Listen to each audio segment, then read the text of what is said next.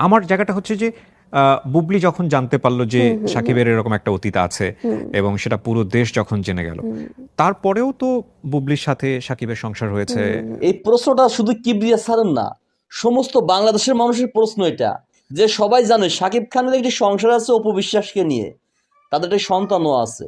এসব জানার পরেও বুবলি কেন এই সম্পর্কে জড়ালেন? এই প্রশ্নটি সারা বাংলাদেশের মানুষের। কেন বুবলি জড়ালেন এই সম্পর্কেই? কিবরিয়া স্যারকে ধন্যবাদ জানাই যে বুবলির কাছে এই প্রশ্নটি করার জন্য। চলুন দেখি বুবলি আমাদের কি উত্তরটা দেয়।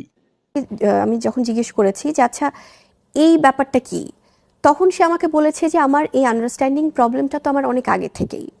হ্যাঁ, দেখো যে আজকে যদি আমরা যদি ওরকম আমার এই জায়গাটা যদি আমি হ্যাপিলি আমার সব কিছু থাকতো, সেটা তো তাহলে আজকে এত গোপনীয়তা থাকতো না।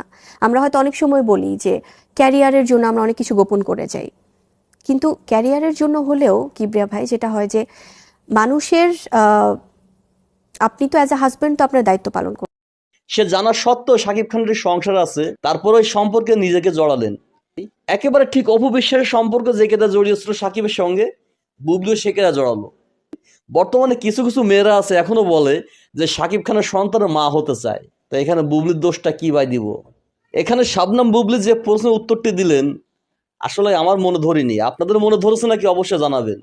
শাবনাম বুবলি যে উত্তরটি দিচ্ছে আসলে এটা খোলাসা না, একবার পরিষ্কার কোনো উত্তর দেয়নি। একটা জিনিস স্পষ্ট বোঝা গেছে, সে নিজেকে সামলাতে পারেনি।